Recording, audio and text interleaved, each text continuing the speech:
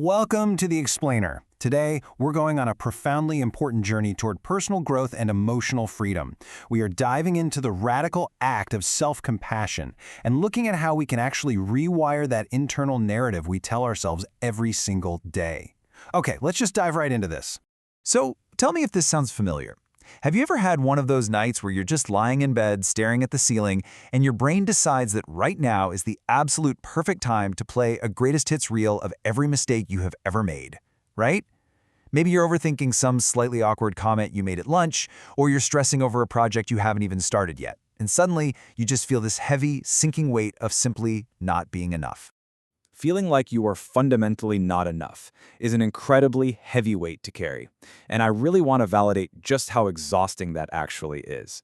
We live in a world that is constantly pushing us to be relentlessly optimized, It feels like we're all supposed to be as flawlessly productive as some trending TikTok influencer. But honestly, sometimes you don't even want to succeed anymore. You just want that massive, crushing pressure to stop for a minute. If that hits home for you, you're in exactly the right place. Section 1. Reframing the critic, meeting the mentor. We are going to completely flip the script on that voice in your head, because your inner critic, it's actually just a really confused security guard. This is an internal voice born mostly out of childhood survival instincts. For a lot of us, we figured out pretty early on that being hyper-responsible or playing the good child was the absolute best way to stay out of trouble and feel safe. So your brain created this guard to protect you. But today, it's mistakenly trying to keep you safe through incredibly harsh criticism. This all builds into what we can call the blueprint. Perfect management equals worthy of love. And what's really fascinating about this is that you don't need some massive, dramatic trauma in your childhood to have developed this painful blueprint. Simply learning that being low maintenance was the only way to get noticed by the adults around you, that's more than enough to write this unforgiving code straight into your operating system. Which brings us to a really crucial point. Your pain is valid simply because you felt it. I want you to really absorb that for a second. The true journey toward personal growth and emotional freedom, it isn't about minimizing your past. It's about learning that it is completely okay to not be okay right now. Your feelings make total sense based on the blueprint you were given. Section 2. The obstacle, the science of shame. Let's actually look under the hood at the biology here. When we compare shaming yourself versus self-compassion, the science is clear. Trying to shame ourselves into being better people completely backfires. Being harsh with yourself spikes your stress hormone, cortisol, and throws your body right into a state of hyperarousal, that fight-or-flight mode. But on the flip side, practicing self-compassion actually activates your brain's care system and boosts oxytocin, and that provides the calm, stable psychological foundation you actually need to grow. And here's why that is absolutely crucial. The biological roadblock of shame cements trauma. It triggers that fight-or-flight response, prevents clear thinking, and it entirely hinders actual growth. We literally cannot shame ourselves into being better people because our bodies just can't process growth while they're in a state of perceived threat. Think about it. You can't learn new tricks when you're busy running from a tiger, even if that tiger is entirely inside your own mind. Section 3. The magic tools, your internal software update. So step 1 of this software update is swamping out judgment for curiosity.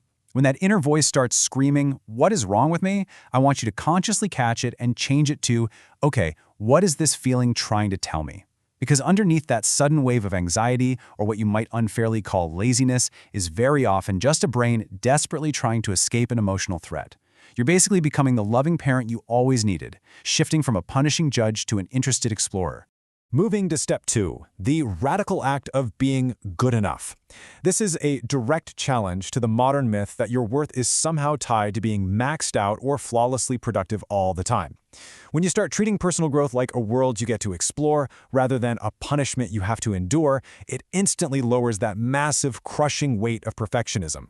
You've got to physically prove to your nervous system that it is safe to be human, and we do this through intentional imperfection.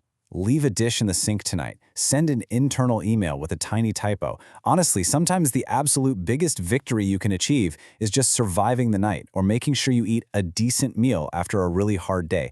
That counts. You don't need to be a flawless guru to be safe and worthy of respect. Which leads us to this beautifully foundational truth. You are a person to be experienced, not a problem to be solved. Just take a breath with that one. This right here is the emotional core of our whole explainer today. In a world completely obsessed with optimizing every single second and constantly fixing ourselves, simply allowing yourself to exist and to be experienced is just a beautifully radical act of self-compassion. And for step 3, for when the overthinking still gets way too loud and you start spiraling, we use a grounding ritual. The 5-4-3-2-1 technique is brilliant for this. You just name 5 things you can see, 4 things you can touch, 3 you can hear, 2 you can smell, and 1 you can taste. It instantly pulls you right out of that mental labyrinth, stops the existential crisis in its tracks, and anchors you back to the physical present. It signals to your internal security guard, hey, we're safe right now. You can finally take a break. Section 4. The Return. Emotional Freedom. This is where your journey toward personal growth really hits its turning point. You hold the pen for the rest of your story. You are not a bad person for struggling or having a hard time. You aren't too sensitive for feeling the heavy weight of the world. You are simply a survivor of a world that didn't always know how to hold you or make you feel safe. But from this point forward, you're the author. So I want to leave you with a final kind of provocative question to chew on. What is one small thing you can forgive yourself for today? Maybe it's a chore you didn't quite finish, a text you forgot to reply to, or even a mistake from years ago that still haunts you at midnight. Try looking at yourself with softer eyes today and realize that, hey, we're all just buffering sometimes. Thank you so much for joining me on this explainer. I invite you to take a moment right now and just find that one small piece of forgiveness for yourself. You've got this.